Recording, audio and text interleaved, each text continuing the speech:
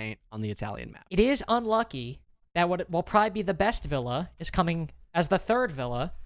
So if we're unenthusiastic about the map, it's not because it's these two teams playing on villa. It's because it's our third villa of the day. But it is these two teams playing, so we can be happy about that. First two bans up, Thatcher and Hibana. Not too crazy for Villa. Gonna be real with you guys. Valkyrie as well. We saw how powerful she could be left up last game. Get her off the board this game. Don't give that opportunity to anybody on the roam. As Tanner mentioned, trying to take down as much intel on the attack as possible when the defense roams off the site could be the name of the game for these two teams. No point in giving them even more intel as a result. Honestly, was potentially thinking we would see maybe a Nomad ban perhaps to help enable that roam game, especially with the team play and general structure of both One Shot and Aerial Eyes being very clean. Having something that's a little unorthodox to want to ban all the time wouldn't be a horrible decision to make, but, you know, Noah being on the board, probably going to be a hard pick almost every single round with how potent the roam game can be. And I mentioned structure, Aerial Eyes opting for probably one of the most default lineups you can bring for Aviator and Games Room. Wamai, no Jaeger, funny enough. I thought we'd see him on the board as well, but still having that Wamai, tons of general stall, both the smoke and the Goyo packs as well. And instead of the Jaeger, still the Surya Gates in the hands of Freak on the Aruni, so it's basically the same idea, just different operator. Yeah. Plus, with the addition of those Goyos and his Vulcan packs, you don't get the shield, but you have a little bit more versatility with where you place those packs. You also get more to place as well. Even if you, say, don't have that Jaeger to stall out time on main stairs, or don't have that Tachanka to stall out time anywhere on this part of the map, you still have those Goyo packs that, if you're able to get an angle on them, can waste an ungodly amount of time wherever they are placed. So, still a lot of denial on the board for Aerial Arise going into this matchup, and we'll see how One Shot decide to deal with it. Aerial Arise aren't putting, you know, an immense amount of focus on main stairs, so One Shot could play into it, or, as you can see, could instead go for a full clear for the map. Swellen having the ace to get open hunting, why it makes sense to want to go in through Master, and still have it being range breach, of course, it's going to make that study rotate pretty easy as well. One Shot, though, almost get into a small tussle against Mo, but they aren't going to fully push that out, just preemptively break it in case they spotted something, I suppose. So the roam game still being just fine, although tons of intel is being gathered by One Shot. Everything is just going according to plan, and probably next 20 seconds, though, we might see that fallback happen, or just outright aggression, since there are so many players stacked up in this main, or pardon, master position. Ooh, unlucky for Slippery right there. CJ, if you were hoping he was performing, not a good omen to start out this game, as he hops right in the bathroom window, peeks towards Reedsync, but then falls, and unfortunately, Subarctic might get one. He reacts in time as he hears Mo move outside of the doorway, but it appears to be, again, going in half blind for One Shot right now as they lose a body to Reedsync, and Mo down below. Make that two loss to Mo. One on the bottom floor, one on the top floor as well. No, it was actually Mo in the basement dropping Case. He doesn't even play for it. He knows that they're going to have to trek across the entire map to get it. Well, at least they've got a minute 40 to potentially do that. NVK currently in the basement, maybe trying to recover this case, and no one's here guarding it, so this should be an easy pickup. Still 4 versus 2, though. Not much map control being established, and the fallback is completely confirmed now by Aerial Arise as well. So now they can play with all this util. They've got 3 Toxic Smokes. They still have a couple of Goyo Vulcans on the board, Impacts, Nitro Cells, really the whole 9 yards at this point for Aerial Arise. And although One Shot have a lot of time, their utility game is nothing in comparison to Aerial Arise in this final minute. No. Plenty of time, though. Still have 3 drones active between these two teams, at least active, and that they can use them to gain more info as opposed to just sitting statically. How much that'll be worth, how much they have to fight through, to be determined. NVK will start pushing up 90. Nobody in Books Hall right now, so he'll find nothing. But he can take some solace knowing that nobody's going to peek him from that area. We'll also pop a Vulcan pack, so nobody from the defense can move up. Now NVK, the only one left, as Jay peeks out, cuts down Swalen, moving into the site. What is he to do? He's now sealed off his only entry point. One does almost give themselves away over by Books, but pulls back. Doesn't take the fight. NVK will just wait the final 30 seconds, hoping to get 4 kills that'll likely never come. Freak misses the shots, but again, it's just a matter of time before NVK likely ends up losing this, as everyone from Aerial Arise is playing close, playing their trades, playing their teammates' contact, not letting NVK have an opportunity to clutch this one out, and one pump from the shotgun seals round number 1 for Aerial Arise. Structure being the main thing for Aerial Arise, having so many different positions just completely locked down. Again, like 4 to 3 people roaming across the map. something you don't always expect. And clearly One Shot had no idea that was bound for them going in around number 1, and they didn't adjust at all because, again, they just weren't expecting it. They were completely halted during that clear, and at that point, they just kind of had to pick up the broken pieces of glass, and there was just too much glass to worry about there on round 1. But if that exact same play were to happen again, I would assume One Shot would want to go for more of a direct take and potentially have the retake position be the key thing to break the back of Aerial Rise if that were to happen again. But we're not going to see it for a little while, as now we're heading to Trophy and Statuary. Moving over to the other side, we'll see if Aerial Rise decide to put as much, or I suppose just put 2 bodies across the map like they did previously, or as opposed to Aviator Games, if they want to stick players more close to the site, maybe put 1 or 2 down below instead of over on the same plane. Have to see what they decide. We can say for certain, though, wanting to extend or at least have the option to put pressure onto the players inside a bedroom. 1/2 of the triple panel, or 1/3 of the triple panel, I guess, unreinforced, allowing a hole looking over towards closet. If anybody wants to push up aggressive inside a bathroom, they might have some aid with somebody playing on that triple panel. We'll have to see if it works, or if One Shot even bite into it. One Shot is aware that the extension's happening, though. They just droned it out near study, so if they even want to go for that push like you had mentioned, Carter, at least they will have the information to potentially work with. And not having 4 people stacked up between both bar and study /AV, this should theoretically be way less challenging for One Shot, and they also get the intel on Mo's position too, so they could potentially go in for a tag team and get a very simple opening duel, but also having Freak here as well. A lot of trade potential for not only One Shot, but also Aerial Rise, and the fallback has happened just slightly. I believe Mo is now completely confirmed walking away, and looks like Freak will follow suit in that manner too. Not going back too far, though. Still wanting to tempt One Shot to clear them out. Try and pull them a bit far in and snare them a little bit more. Maybe they'll die doing it, but hopefully they'll waste some time in the process. One Shot aren't biting right now. Subarctic will hold back for the moment on the top floor. Slippery NVK holding back on the bottom floor. Not trying to get too ahead of themselves as it's only a minute into the round. But Freak and Mo will take that in stride and say, okay, we'll sit living. We'll wait for you. You want to push? We'll be here whenever you decide to. One Shot just about ready to think about maybe fully rotating. Reedsync is actually waiting for someone to hop out the study window and could maybe get a kill, especially on someone like Swaylen. If no one pushes with him or nobody has the intel that Reedsync is playing that aggressively, that's your hard breach gone. Triple wall can't get opened up properly, and then you most likely have to go in and funnel. But with One Shot still having to worry about this mid-floor presence, it looks like they're not going to have any time to rotate just yet. And now that Slippery falls, that's one less set of grenades to play with. And just like that, I called it earlier, Reedsync catches Swaylen off screen. That's your hard breach gone. Well, minute 10 left, 3v5. Still have some bits of utility. They got the grenades, they got the Rotero drones, and time to use both of them. That's what they'll have to hope for, is what works for them. Because if they can, maybe push Reedsync in an uncomfortable spot, pull Mo out from behind that bomb chassis, they could bring this back to a 4v3, make that even a 3v3 if they're able to. But it's not working so far. They're now just waiting, hoping that Aerial Rise give away something, but as Mo peeks out, they give away 1 kill. But they still have bedroom control, and Freak gets active again against an NVK. So now they have to worry about, again, the man advantage further slipping away from them, but most importantly, Reed holding that brick store, who can basically, alongside the player playing behind the A-bomb, just take down anybody pushing in through statue door. Keela makes quick work of 1, and now goes the bedroom player. It seemed like maybe the 3v5 could be workable, but it's the 4v2, now the 2v2, that gives One Shot the little opening that they needed. C4 goes out, and while it goes wide, they're still able to fight back as Reed and Jay both seal out the final 2 kills, and Aerial get 2 in a row. And with both One Shot and Aerial Rise being such veteran teams, I mean, structure, that is just the aim of the game. And that's exactly what we saw. We just saw a rather default push out by One Shot. They slowly push back Aerial Rise, but not enough to fully commit against them. Eventually, they ended up having to bite the bullet because of that losing on that first duel. And as they were trying to rotate to not force a funnel, that's when we saw Reedsync as well find a kill of his own, 5v3.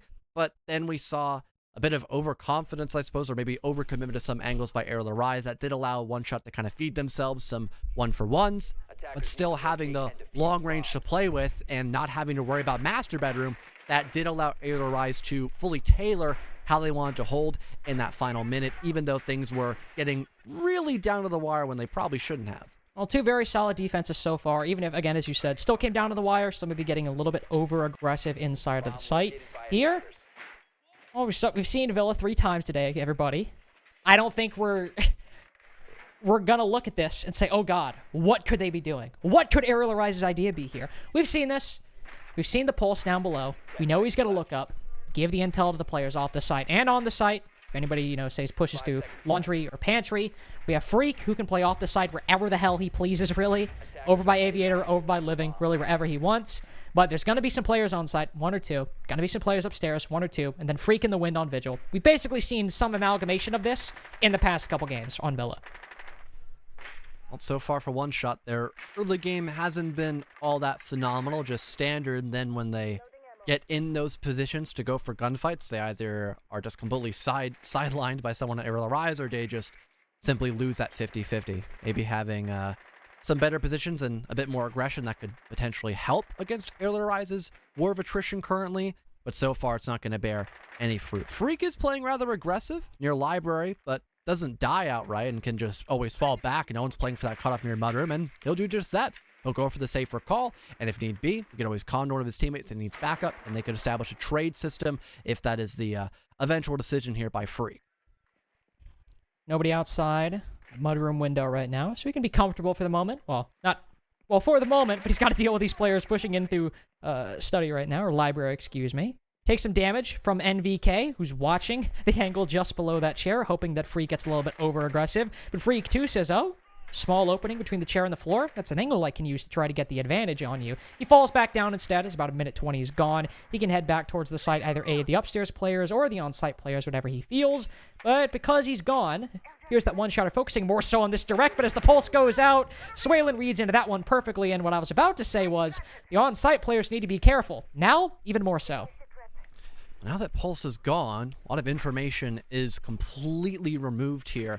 But if you're not aware there's someone currently flanking, that could be big. Subarctic is going to win that one out against Jay, but Mo has still playing on this top floor and having some work with Reed sinking his back pocket too. This could be nice. There's Freak on the flank though, finds a singular kill, but eventually traded up by Kilo. Still the main advantage, and with both players off the site, they have to go for the retake. Mo has caught in the rotate, almost dies, but he's the only one left to stand, and he'll meet the exact same fate as the rest of his teammates, except just a floor lower. That was a gut-wrenching play right there for Mo. I guess maybe that's not the exact word, but he impacted that door right as somebody walked down red, and I was very stressed when I saw him try to enter in a memorial under the hail of gunfire. Nice thing there for One Shot. They're not able to take down Freak. Oh no, you couldn't clear out the Vigil playing on a roam. Unlucky. Honestly, probably the best that Freak just didn't kill one of you. That's a win in and of itself. But then they start pushing across that top floor. Mo admittedly hits a nice shot in 90, but beyond that, kind of a similar story to the late round in round 2.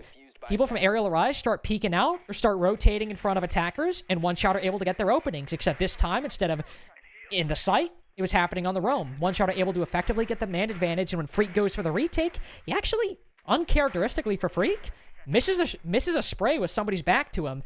Bit unlucky timing there as well, so not entirely his fault, but overall, One Shot made quick work of that roam once push came to shove, and the site players weren't long for this world pretty soon after. Now we get to see if Ariel Arise want to go for the exact same 4-man roam game all the way near Master and also the first floor as well. Doesn't seem like that's going to happen just yet, but still the roam game being an option, not a bad call. It'd be a great way to not only win the opening duel, but just waste a lot of time.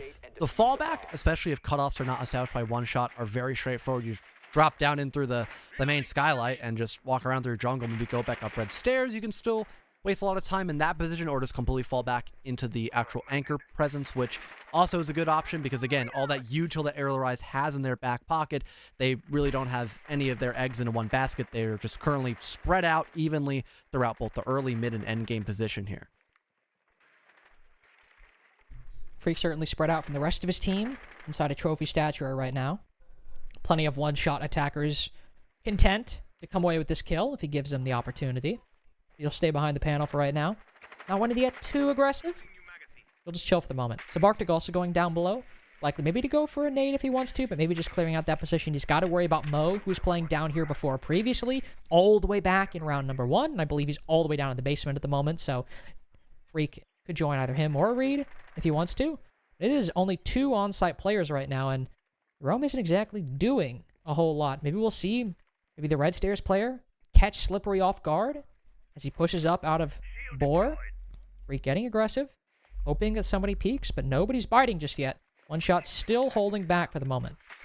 One shot are rather distracted as well by the mid-floor presence too. Freak could definitely evade some of this pressure, but has to break the Vulcan just to buy even more time. But there's the C4, a good call in tandem, and that will still give Aerial Rise the first of many kills potentially to come throughout the rest of this round. Freak now falling back in the basement could be another option to go for a late round flank, especially no Nomad. He definitely catch a couple people by surprise, especially if he walks up through Astro stairs. He's also just, barely crept by Subarctic. It was not a bad clear by One Shot to deal with the Red Stairs player. Somebody coming in through Trophy or Statuary, somebody coming up red as well to deal with him. Could have been a dead man, but he just barely sneaks into the basement and makes his way, not back towards the site. He's actually still over by Master Bedroom right now. The rest of the attack is maybe not even aware of his presence. They're focusing on, well, hitting the site. They've only got 50 seconds left, and they haven't really a lot to show for it beyond clearing out Red Stairs and some of the off-site players. And with none of them off the board, they got to worry about them coming back from the grave, or not really coming back from the grave, but coming back in the end game. Maybe not with the C4, but with a flank up Red Stairs or a long flank up Astro. As you said, no Nomad on the board, something that One Shot have to be worried about with their flank drones hopefully still in position. Vulcan packs exploding, smoke canisters detonating, time wasted to the nth degree by Aerial Arise on that skull doorway right now. So much so that One Shot might have to rotate, push up books instead. Still spending a lot of time trying to see if they can push on in without having to waste too much. But NVK Subarctic both pushing from the back. Might get one kill on top of the main stairs. Mo caught completely off guard, but Freak finally hits the flank. The pistol kill onto NVK. The site player's doing work. Kilo can't get this bomb down in time, and Aerial win it not on time, but on all the kills coming in with just a second to spare. A little bit of a self-stall there by One Shot, but can't really blame them. They had no more hard breach. They actually lost the ace first and foremost and still had tons of utility to deal with after already spending so much time having to clear out both players like Freak, for example, who also had Vulcan packs to stall as well, and also the mid-floor presence, which all they had to do was just rotate up main stairs once they were finally being pushed out near both living room and library. So everything was accounted for by Aerial Rise once again, and One Shot were just kind of left picking up the scraps as is. And because we saw a slight change of play by Aerial Rise altogether, it still kept things unique. They were able to diversify themselves and, like I mentioned, still have everything accounted for no matter what time frame they were at. I'm going towards Trophy Statuary. Aerial Rise, if they want to keep their, their pocket watch out. Want to keep track of, okay, when do we want to make these plays? How should we do more damage to One Shot's time? Do we need to do we need to hold back for the bit, let them stumble over themselves? Still have a lineup, and I imagine a setup that can very effectively do that. That's the one thing that has surprised me about Aerial Rise, at least in this game, is how consistently they've kept with just trying to maintain at least loose presence in as much areas as possible, even if it's just putting Freak in an isolated position. Normally the worry there is he gets pinched out and ends up dying, but so far, they've been able to do some fairly solid work on it. Here, it's a little bit of the same thing. Reed by himself over in Trophy Statuary. One or two players down below as well. Aerial Arise trying to keep a loose presence on the entire map, and so far, even with, Reed being isolated, One Shot have struggled to capitalize off of it. The one major thing has been the lack of cutoffs by One Shot. That's been a given, which allows people like Reed Sync to just fall back, play for long range, and not have to worry about getting shot in the back. It's been a very big presence, at least right now. Everyone just kind of chunked up and study, and look at the conga line leading back into sight. They understand there's big presence in this one singular direction, and they'll just try to readjust themselves to better counteract that. Freak is receiving a little bit of pressure in towards the first floor once again, but now he has backup by Mohes as well. So it's not going to be all sunshine and rainbows, and there is a strong chance that despite the information being here by One Shot, there is a trade that could be very abrupt soon if they actually go for that push. Again, good by Aerial Rise, not letting things get too far away from them. They want to have more concentrated presence. They don't just put utility there. They put two players there who can play off each other's contact, not let the plot devolve too much. One Shot have taken Reed's retreat from Aviator Games in stride, made good progress on that top floor, but beyond that, still a 5v5, full utility. But there goes Mo, right as I say that. Subarctic able to take down one prong of the two-man defense of Living Room Library right now. That'll likely indicate Freak retreating back momentarily. Nice to see we have a slight change of pace here for One Shot, actually having someone move around to stop a late fallback, which has been a very big constant by Aerial Rise. So that 5 versus 4 shield destroyed, weakening the presence overall by Statuary, but not really having a lot in terms of master position. Could be quite hectic, but now that Reed Sync actually gets down and has to fall down through the hatch, it's technically a 5-on-3, and this does leave a huge opening here for the offense. Here is Freak finally getting active, hops down all the way into Kitchen to revive Reed Sync, but they have to be careful. Going back up these stairs can be a treacherous task with Kilo, Subarctic, everyone from One Shot over in this area. They'll start heading on in. Reed Adams has to react in time, but he can't even do it. A nade pops in his face, blows him to smithereens. Jay going huge with Master Bedroom control. Make that a 3K for him with a beautiful shot onto sub. 4 for Jay, retaking probably the most important position on this site. Beautiful play and positioning and gunfire by Jay. Once again, Master Bedroom, it allows for Aerial Rise to cater how they want to hold, still having enough presence inside of Trophy Room, especially after we had the rotate back up Astro Stairs. Jay he made the proper call. He didn't want to hold directly into Statuary, especially after the shield got destroyed. He wanted to play for range, play to the Syria gates to make sure he didn't get naded and could just utilize the 1.5 on the AUG to click on heads 4 in a row as they almost lined up for him and didn't anticipate anybody else but freaking Reed Sync to be playing inside of Master Bedroom, fun enough, although that's one of the strongest positions to hold, not only to stop a Statuary plant, but just in general stop a push from happening at all from the left side of the map, because you can just play for range, and depending on where the plant goes down, you can actually deny it as well just by playing with range in Bedroom. So overall, really solid positioning by Jay, and, well, 4 kills as well, like, solid, good work, but, you know, you're the GOAT. You got that 4K. You don't need to worry too much. Timeout here, obviously, by One Shot. Probably good timing for it as, again, sure, oh, you're Villa defense. But in reality, someone's not clicking from One Shot, especially because of letting that Bedroom presence go unanswered for. Clearly something going wrong when it comes to trying to just overall contain the defense. Going to Kitchen, though, this was the one area where One Shot got a round win on the board, and to be honest, John, it was a pretty solid one. It was not one where it felt like they just squeaked by or were relying on the mistakes of Aerial, though they did get the opening pick because Reed Sync went for a run out right in front of a drone, so they did have that gifted to them. But beyond that, overall, some solid positioning. They're able to work their angles effectively enough to deal with the roam presence. At the same time, though, Aerial Rise know they're going to Kitchen after they won Aviator Games and Trophy. They had time in that timeout to talk about their own setup, and now with Freak on the Vigil, we have the same issue as before, where you gotta hunt him down. And the big thing previously was not that he didn't have an or that, you know, he had a negative impact. It was that he just didn't have one. He was pretty neutral for most of the round. If Freak gets active here, we have to see how One Shot actually work in, you know, fully reconciling with his presence. Big thing has to be the timing, though, for One Shot. It was spot on when they were attacking Tiny Room the first time around. They, again, had a decent job. They cleared out at least the extension to a fair bit, but they also had proper timing of knowing when that fallback was going to happen, so they actually positioned themselves to stop those rotates and just simply win out positions they normally wouldn't have, but Freak just gets aggressive, and the timing was not there quick enough to save NVK's life. One of your main secondary entries already gone, but at least Slippery's there to trade, and one of the main fraggers for Aerial Rise is gone, but still at such a great cost. It does a lot of damage in terms of utility. NVK hasn't been having the greatest game so far. Then again, you could say that about 3 separate players on One Shot right now. NVK, Slippery, and Swalen all on 1 kill right now through 5 rounds, and well, for NVK through 6 rounds. So it's definitely been a poor performance for a lot of players on the side of One Shot right now. So taking out Freak, honestly, if you're just looking at kills, maybe that's a fair trade. He's been their top performer behind Jay, their main off-site player. But if you're looking at utility, definitely favors Aerial Rise a little bit more. Here, they've lost Freak offsite, but now the main problem, as before, is dealing with these players in Trophy, Statuary, and Astro, and off a long angle, Mo just tips the scales a little bit further in Aerial's favor.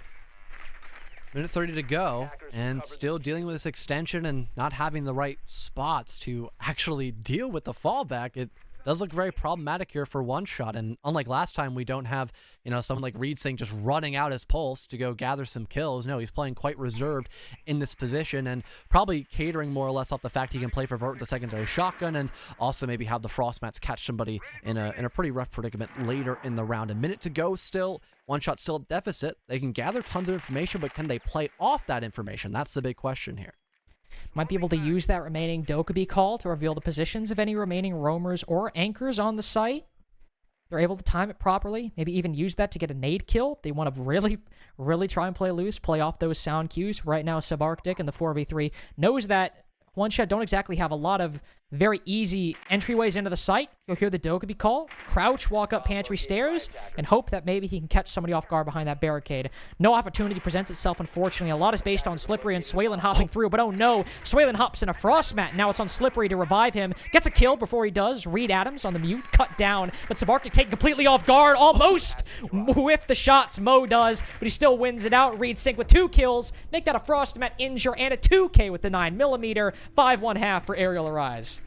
Noticing a general lack of Nomad there has been allowed to, or has allowed the flank to be quite predominant here for Aerial Arise. They tried it on Dining Room last time as well, and although Freak kind of dropped the bag for the second kill, it was still enough to keep them kind of scampered. One shot eventually came on top in that last altercation, but this time, a much more reserved Aerial Arise and a lot less pressure actually established on that top floor, with the defense actually going away on their own terms, just play for sight when they already had so many traps and a lot of general denial for information. Mute on the board counter a lot of the logic bombs that would have gathered a bunch of information there for the offense, and also just drone game in general, which has been, like I've mentioned a lot, decent in the beginning for One Shot, but towards the late round, they begin to flounder a bit. And maybe it is just a defender-sided Villa at the end of the day, but to a degree where it's a 5-1 split, I'm not entirely sure about that, Carter.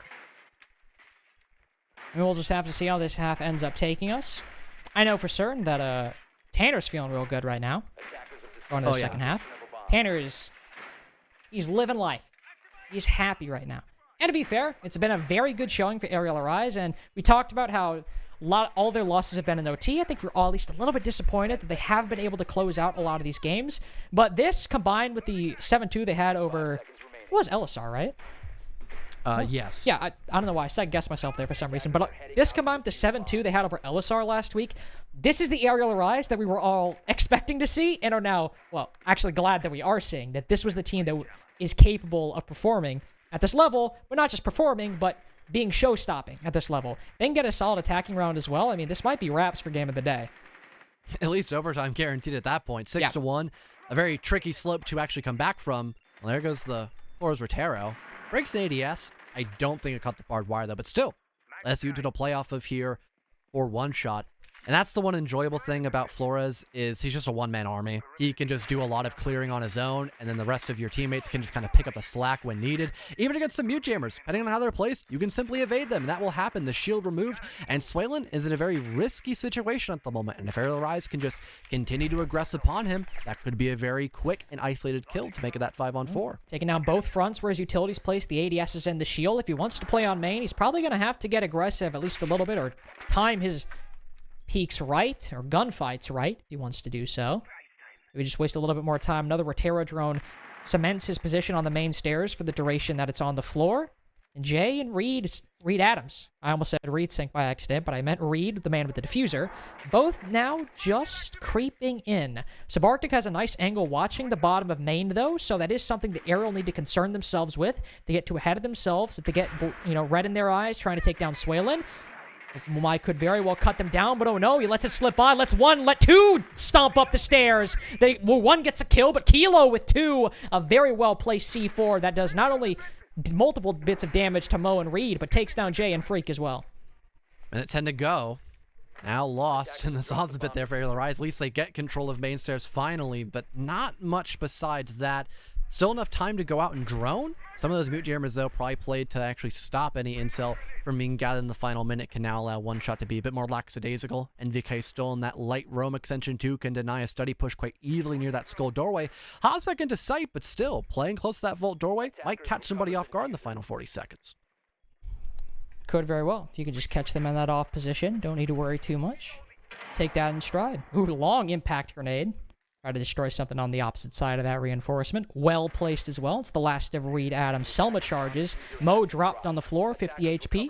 Close quarters with, I'm not even sure what gun that was, to be honest, but Kilo picks it up. 3K for him so far. And both Reed Sync and Reed Adams, this won't be a confusing 20 seconds. Now try to push into the site, but with multiple guns trained in their position in close quarters and a long range as well.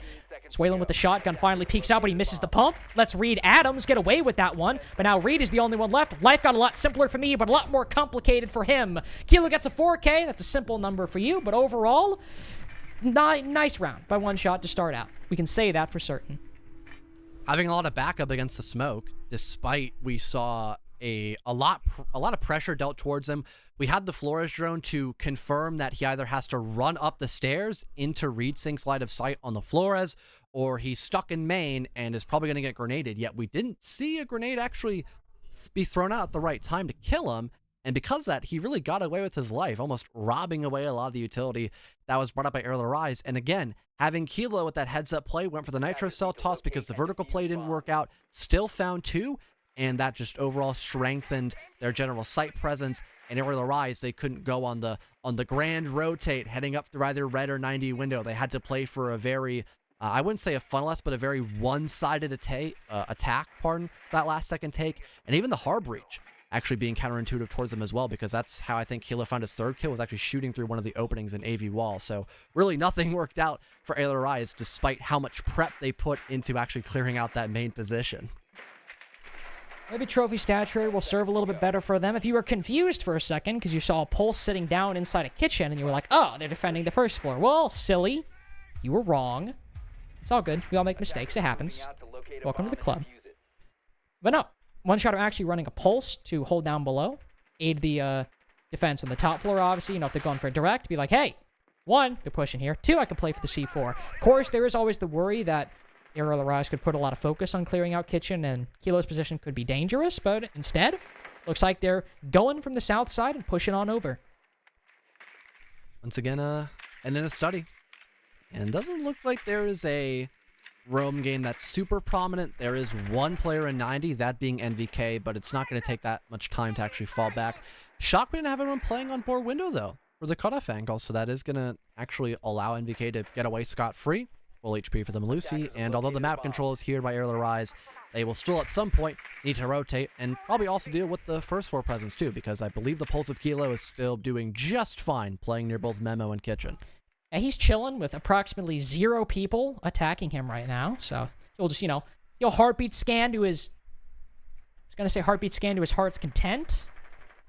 I didn't want to make the punt, because I'm not Brim. I don't do it. I don't do that. That's not my style. He'll heartbeat scan as much as he wants, with not having to worry about anybody from Aerial putting any kind of pressure on him. For the rest of the attack, of course, we're slowly moving on over. Moved up into 90, starting to move up red. Slippery might, maybe feel a little bit of pressure, but it appears to be a complete rotation. Or not a complete rotation, as Mo solo clears down below, cuts down Kilo, and now, starting to see them instead go to open up that triple panel with that Pulse removed. Gonna definitely be a big sigh of relief. Not only to get the opening kill, but you don't have to worry about that intel anymore. And having to get Nitro Cell from underneath when you're opening up the triple wall, like you had mentioned, Carter, things become much more simplistic. And VK, that will try to change up that process, bring back the chaos as he does go on that flank, hopping into the basement floor. But if he takes forever, going on this full rotate, that could still give a lot of time for Aerial Rise just to open up the triple wall and go for rather default push for the final 50 seconds. Freak, I do believe, shot that Electric Claw, so Reed will say, thank you very much. I'm going to put some Soma charges on these panels now. Don't need to worry too much about them getting K-tricked or what have you.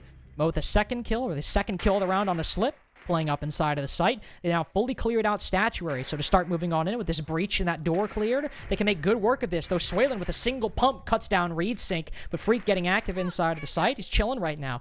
3 bodies can now cover Reed Adams getting the bomb on the floor, but Subarctic is biding his time inside of Astro, playing for the retake, waiting for the attack to start moving, getting into their post-plant positions. He almost wins the fight with Mo, but a 3-piece for the Sledge and a 2-piece for Freak. The duo, the GN duo, eaten up in this round as Aerial finally grabbed match point. And for NVK, I don't know what he wanted to accomplish there on that flank. At first it seemed logical, but then, like I had feared, he took too long and never made up his mind. I figured maybe he'd want to go up top red, and that would kill anybody who was still lingering near the bench area / the bore window entrance leading into Trophy. But no, instead he went up Astra when the Aegir was already holding that position and didn't even play Astra Stairs directly to guard from bathroom.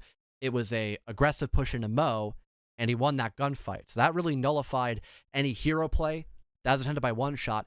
and because of not only losing out on the man advantage early on, but also being very low in terms of resource on the site itself, especially with MVK going on that last second flank, they're now looking down at match point pretty early in this best of one series, Carter, and that play just in general did not sit well with me, along with the lack of general team play we saw really throughout that entire round.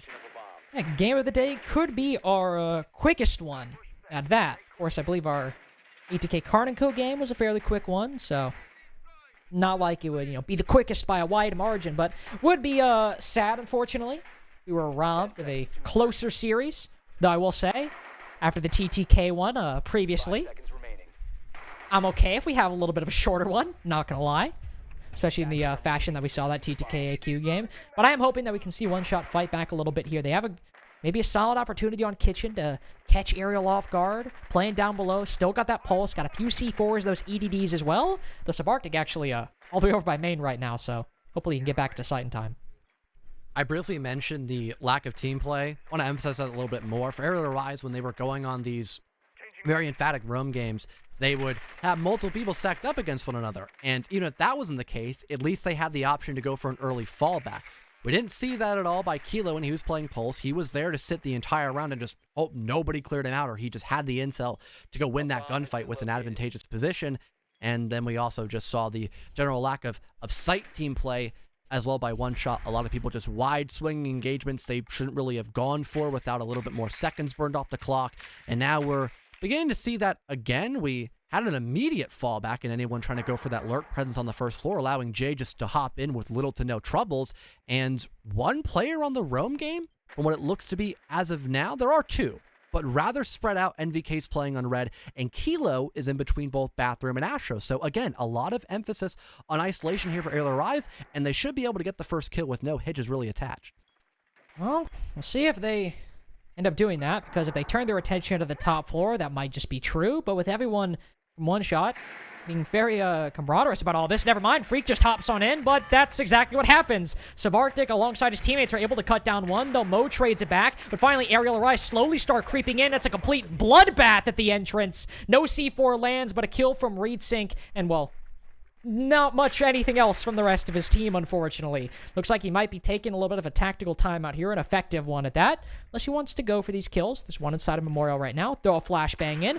Might blind the K, but I think that might have been around the corner. Now Slippery will swing, or he'll hit an EDD, which will reveal his position moving into Memorial. And now he'll go back out for the time being, and finally be finished up by NVK. So, the rush in through Library, where there might not have been anybody on the horizontal, there were still players on the site, and they were the beginning and the end for Aerial Rise. If they had just taken a little more time there, I feel like that play could have been a bit better, or just not went for it. Don't get me wrong. Immediate map control, you are knocking on the door of sight. You are just asking yourself, do I want to go for that rush or not? Probably want to wait a few more seconds. You are expecting someone to play on that top floor. No cutoff angle being established there. No flank watch. You're expecting to get pushed in from the backside at some point, even if that rush goes off completely well with no issues. And even then, I don't even think there was a full understanding of who was watching what. It was just a full body step-by-step, I guess, for Aerial Rise. It was more or less just kind of a troll round for them. But if you look on the bright side for Aerial Rise, they've got rounds to bleed. They still have a 3-round advantage, and they just need one more clean attack, and that's wraps against One Shot. But still, risking that against One Shot, don't know if that's the best idea, even when you had a 4-round advantage against them. But at least, like contrast, this right here with the AQ game we just saw. I know, very similar, right?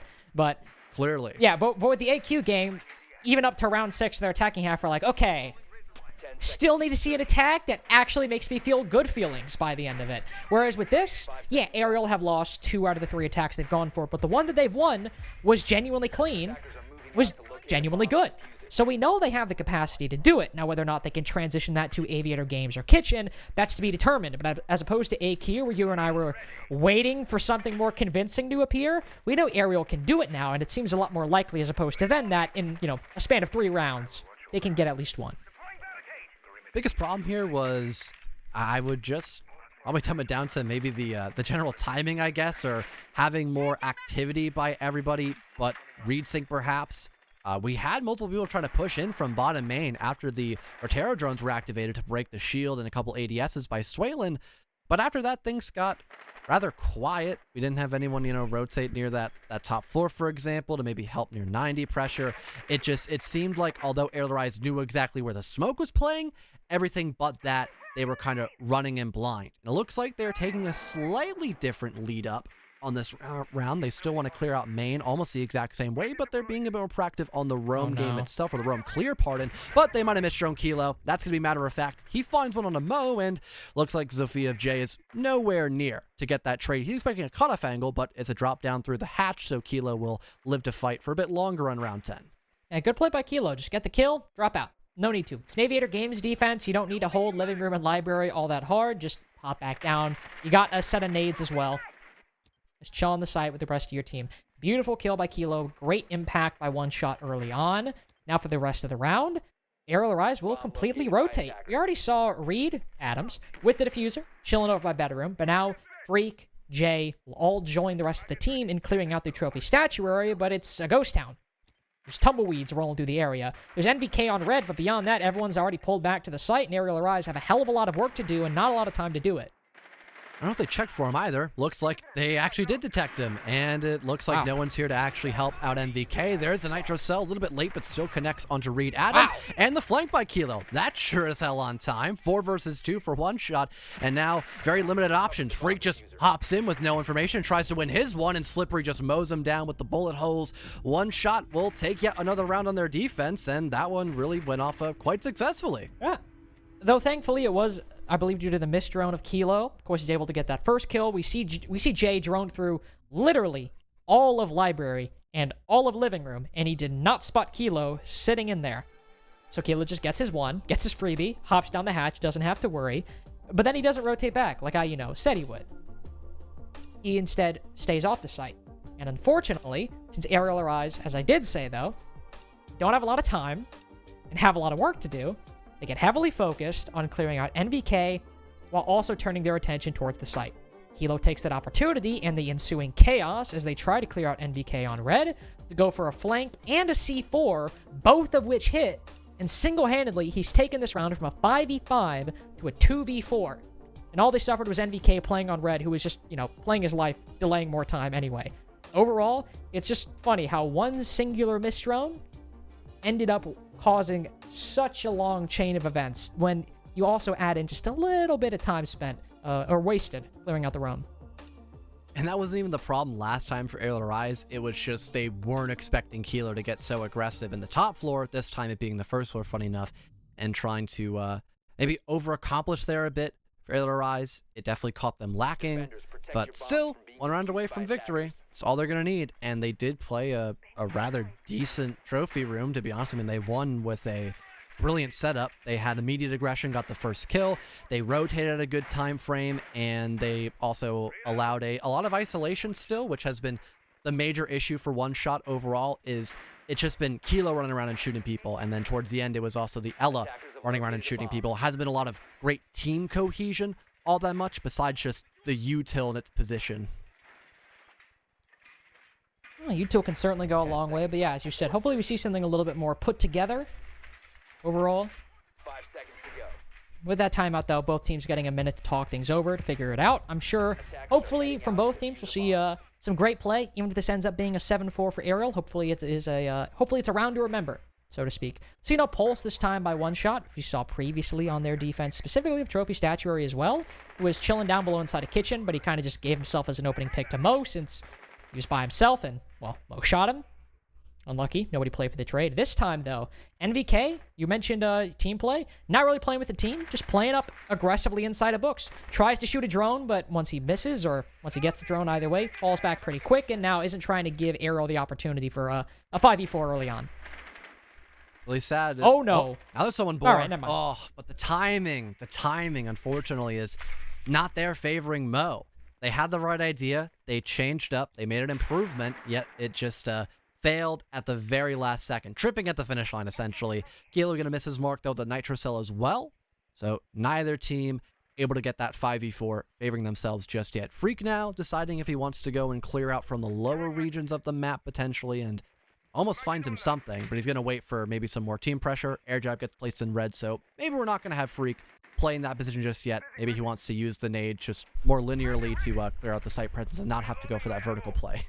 Also can watch the flank on red stairs, see if anybody down below decides to, make their unwanted presence known by pushing up from the first floor.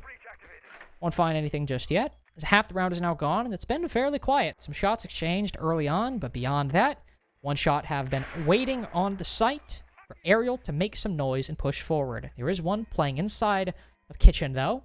Kilo pushed far up, now contending with Mo, holding that angle. Doesn't appear that Mo knows that. That sounded like a stinker of a shot from Slippery onto Freak. Sadly, we did not see it, but that does give one shot the advantage they need. Kilo doesn't have to feel pressure to make a play down below. Neither does NVK, for that matter. They can continue waiting for the storm. Real Rise as well. Unlike last round, they had the middle floor cleared out, and VK is still potentially going on a flank near red, and I believe we still have Kilo playing underneath unless he moved up in Astra as well. So general positioning for one shot is much better in comparison to what we saw last time in this trophy room stack up, and Real Rise just much slower. They don't want to risk losing another life. Mo still expecting Kilo to be close, but doesn't know exactly where it's going to give a 5 versus 3 now for one shot, with really everything failing them in the final 30 seconds. Yeah, it's just clearly Aerial Rise operating half blind, like Tanner mentioned. Phrase still proving true so far. They'll even try, I was about to say, surely they're not going to try to open up the triple panel this late in the game. Well, even if they try, it's not working whatsoever. They'll just have to funnel in through bathroom. One playing close quarters. Reed knows there's one on Astro stairs. There's one to his right, one to his left who's getting active. That's Slippery that was cut down by Jay. Reed gets a big kill, but there's Kilo on Astro stairs still making it happen, and Jay with only 4 seconds left can't get the requisite kills, and one shot narrow the gap just a little bit more. And that was a really cool idea, don't get me wrong, to have both the Iana and Ace kind of play together, and if there was someone playing close, they would have to go maybe swing in towards the actual door leading from Statuary, not expecting that person hopped up near bathroom to actually go for the aggressive play, but they swung together, and it almost worked, but unfortunately the mute having better range there, they just had to sit, look pretty because Case was dropped near the bathroom doorway, so it had to be a 1-for-1 in terms of kills and no post-plant position, so that just looked to be a strong ground for one shot. And in the early game, they were much better about it, at least knowing when to fall back and when to kind of play together.